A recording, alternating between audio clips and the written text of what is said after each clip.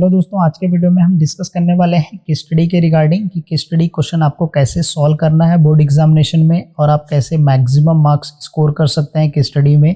और इस वीडियो में हम डिस्कस करेंगे बेसिकली ओसीएम के ऊपर, that is organisation of commerce and management. इसका जो नेक्स्ट वीडियो आएगा वहाँ पर हम डिस्कस करेंगे एसपी के ऊपर, राइट। तो एसपी में कुछ प्रैक्टिकल क्वेश्चन है, उसके ऊपर भी मैं डिस्कस करूँगा।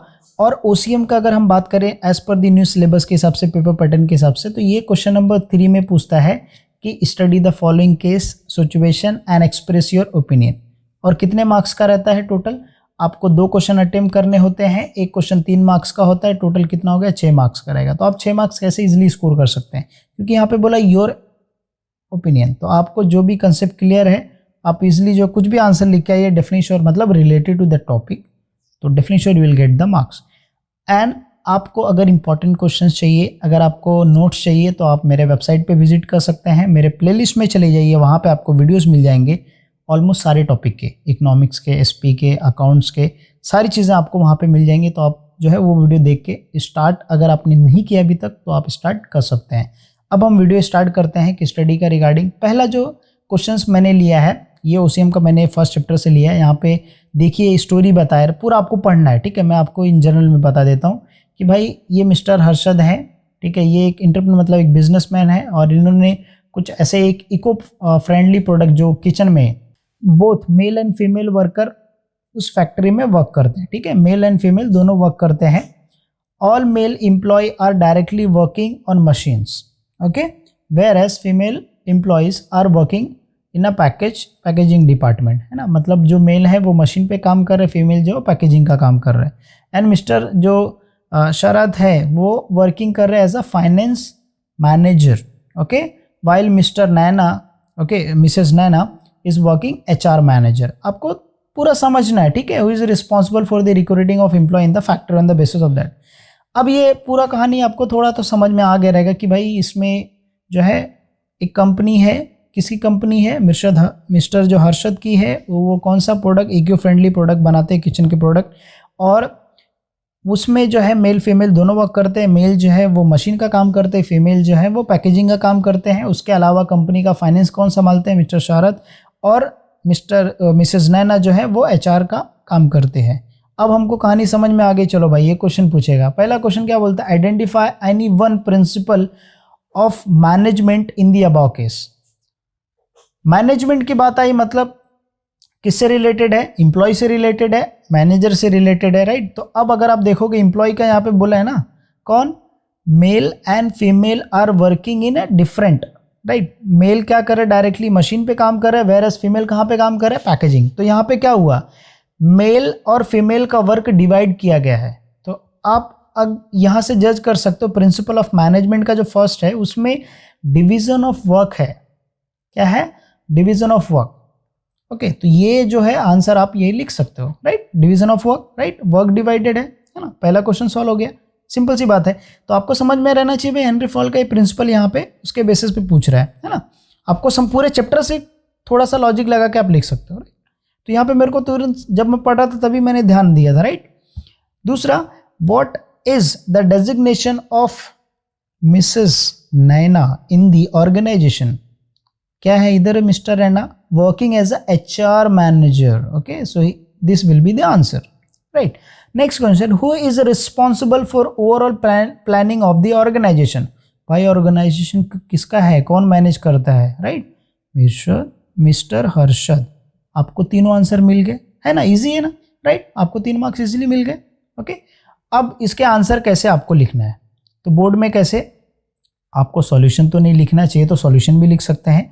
आंसर 1 करके ऐसे लिख दीजिए आप, आंसर 1, फिर ये आंसर 2 और आंसर 3, ओके। आंसर 3 करके अब क्या पहला था डिवीजन ऑफ वर्क मैंने बताया था, तो उसको किस तरीके से लिखा है? In the above case, okay. In the above paragraph भी बोल सकते हो, इन दी अबाव केस भी बोलते हैं, okay. Principle of division of work जो है वो क्या किया गया है? यूज किया गया है मेल एंड फीमेल के लिए। आप इसको और एलेबरेट कर सकते हैं, मतलब और बढ़ा के भी लिख सकते हैं, okay. So principle of management यहाँ पे डिवीजन ऑफ वर्क जो है यूज किया गया है। दूसरा मैंने बोला डेजिग्नेशन मिस्टर रैना का, द डेजिग्नेशन ऑफ, ओके। यहाँ पे क्वेश्चन में दिया भी रहेगा, देखो, the designation of mister Naina, okay, Mrs Naina mister बाद में आ रहा है, ओके, बार बार, ओके। सो मिसेस नैना का डेजिग्नेशन क्या है? ह्यूमन रिसोर्सेस मैनेजर का, HR manager, HR that is human resource manager, okay. तो एचआर मैनेजर लिखा तो भी कोई प्रॉब्लम नहीं है। थर्ड, मिस्टर हर्षद जो है वो एंटरप्रेन्योर है, मतलब इसका आंसर मिस्टर हर्षद भी रहेगा तो भी चल जाएगा। बाकी ओवरऑल प्लानिंग का कर रहे तो उसके हिसाब से आप आंसर लिखना, सिंपल जैसा अपन का इंग्लिश में पैराग्राफ का आंसर होता था ना, उस टाइप का लिखने का, एकदम आसान है। ये केस स्टडी बहुत सिंपल है, इससे बड़ी बड़ी बहुत टफ केस स्टडीज़ आती है जहाँ पे हमको बहुत दिमाग लगाना पड़ता है। जब हम ग्रेजुएशन करते हैं उसमें केस स्टडी थोड़ा सा टफ रहता है, ओके। आई एम श्योर आपको समझ में आ गया रहेगा। अब चलो भाई हम दूसरा क्वेश्चन रीड कर लेते हैं। दूसरा क्वेश्चन क्या है भाई?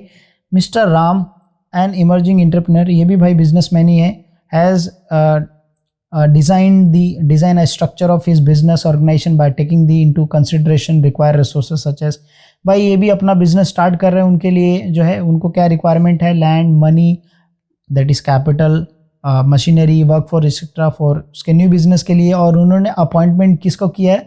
मिस्टर श्याम को किया है एज अ मैनेजर।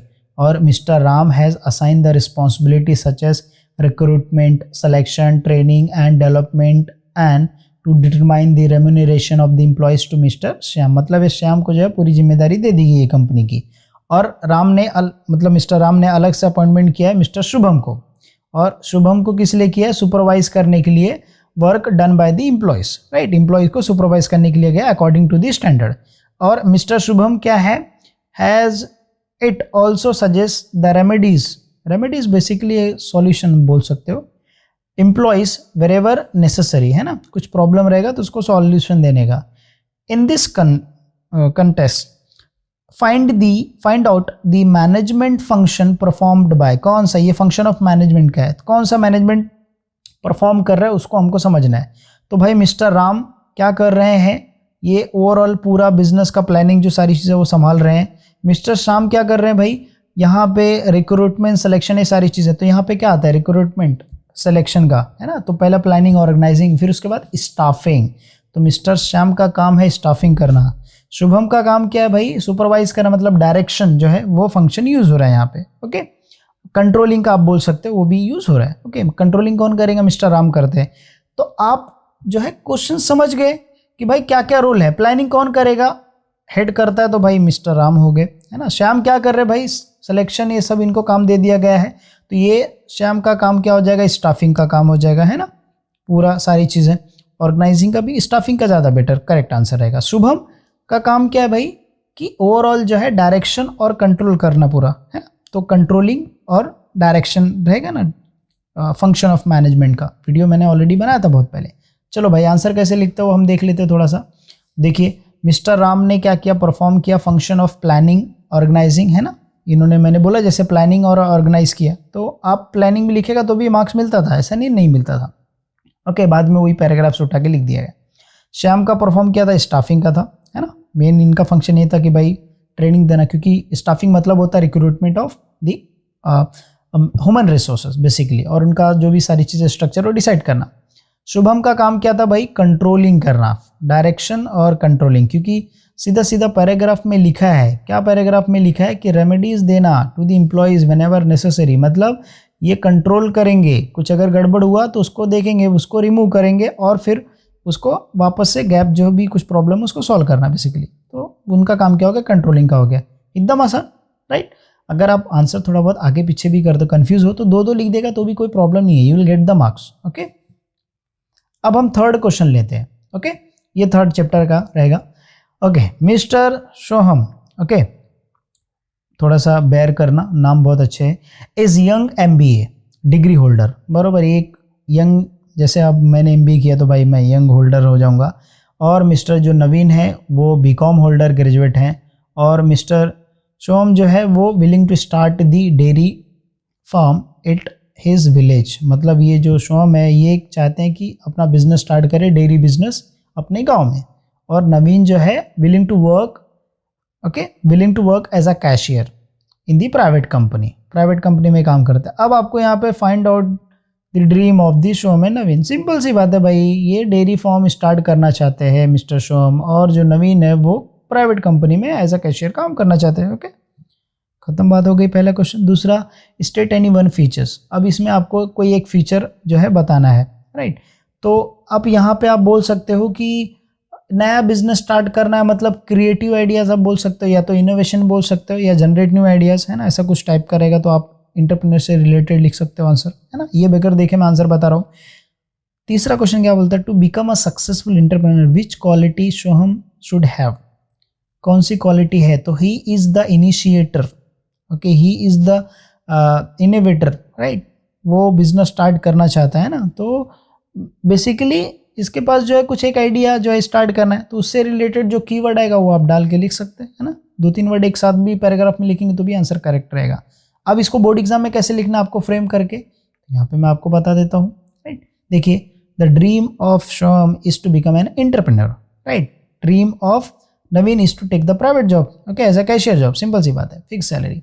दूसरा, entrepreneur is a person who is willing to take the risk, and Soham क्या कर रहे हैं, वही कर रहे हैं, राइट, जो है रिस्क ले रहे बिजनेस सेटअप करने का। तो यहाँ पे आइडिया भी आप लिख सकते थे, है ना, और भी ऐसे कुछ क्वेश्चन। अब ये बुक में जो आंसर दिया रहेगा वही लिखना जरूरी, केस स्टडी में ऐसा जरूरी नहीं होता। मुझे लगा भाई कि इसके हिसाब से क्या फीचर्स हो, तो बहुत सारे फीचर में फिट हो रहे थे। रिस्क वाला फीचर ज़्यादा अच्छा है, willing to take the risk, जाहिर सी बात है, he is the initiator, that is also innovative idea, right. तो आप अपने ही सब इन्वेंटर भी लिख सकते हैं, कोई प्रॉब्लम नहीं, वो भी इसमें आता है, क्योंकि सो हम इन्वेस्टमेंट स्टार्ट करना चाहते हैं, राइट। तो he will become the inventor. तो ऐसा नहीं है, आप आंसर सही करेक्ट होगा, कोई प्रॉब्लम नहीं है, ओके। बट क्या है कि 12th है तो इसके लिए हम खुद का ओन आंसर थोड़ा नहीं लिख सकते, वो टीचर को अपने को फॉलो करना पड़ता है, बराबर है ना। लेकिन फिर भी बोर्ड एग्जाम में आप लिख सकते हो, कोई दिक्कत वाली बात नहीं है। बट ट्राई करो कि करेक्ट जो दिया है, जो हमको फॉलो करना है भाई, वही फॉलो करते। क्या करें, बहुत सारे टीचर क्या करेंगे, वो बुक का देख के चेक करेंगे तो फिर अपना मार्क्स कट हो सकता है ना। तो इसके लिए क्या करने का, फिर भी लिख के आने का, कोई प्रॉब्लम नहीं, क्योंकि सारे टीचर बुक देख के नहीं चेक करते हैं, ओके। कुछ प्रोफेशनल टीचर, बहुत कम लोग होते हैं जो बुक देख के चेक, बाकी जो प्रोफेशनल टीचर होते हैं उनको देख के समझ में आता था कि हाँ बच्चे ने करेक्ट लिखा है। To become a successful entrepreneur Mr Soham should have the quality like innovator. देखो मैंने बोला था ना, creator, that is creative, reactive, risk bearer. तो 1-2 लिख दिया तो भी आपका आंसर जो करेक्ट हो जाएगा, है ना। तो इस तरीके से क्या करना है, आपको सॉल्व करना है। तो आई एम श्योर कि आपको समझ में आ गया रहेगा कि केस स्टडी का भाई कैसे सॉल्व करना है, और प्रेजेंट भी किस तरीके से करना है। प्रेजेंट करते समय वीडियो लास्ट तक देख रहे हैं, बराबर है ना। तो क्वेश्चन लिखना ज़रूरी नहीं है, डायरेक्टली आंसर लिखने का। क्वेश्चन नंबर 3 डाला, आंसर जब भी लिख रहे हो आप तो डायरेक्टली क्या करो, इधर सॉल्यूशन की जगह पे क्वेश्चन नंबर 3 इधर बॉक्स बना रहता है, बराबर है ना। तो इधर क्वेश्चन नंबर 3 डालने का, आंसर 1 आंसर 3 ऐसे डाल के लिख देने का, सिंपल सी बात। क्वेश्चन भी लिखने का जरूरत नहीं, डायरेक्टली आंसर, ओके। तो समझ में आ जाएंगे कौन सा केस स्टडी, 3 केस स्टडी करना, 3 में से 2 करना रहेगा तो आप 2 इजीली कर सकते हो, ओके। सो इस तरीके से आपको सॉल्व करना है। आई एम श्योर आपको सारी चीज़ समझ में आ गई रहेगी। स्टिल अगर आपको कुछ डाउट है तो आपको क्या यूज़ करना है, hashtag HSC board 2021 without giving space. आपको स्पेस नहीं देना है सबके बीच में, डायरेक्टली HSC बोर्ड 2021 लिखना है और आपके क्वेश्चन। अगर आप ये हैशटैग यूज़ करोगे definitely sure you will get the answer, okay. मैं कमेंट सेक्शन में रिप्लाई कर दूंगा। बाकी के लिए thank you so much guys, मिलते हैं नेक्स्ट वीडियो में नेक्स्ट टॉपिक के साथ।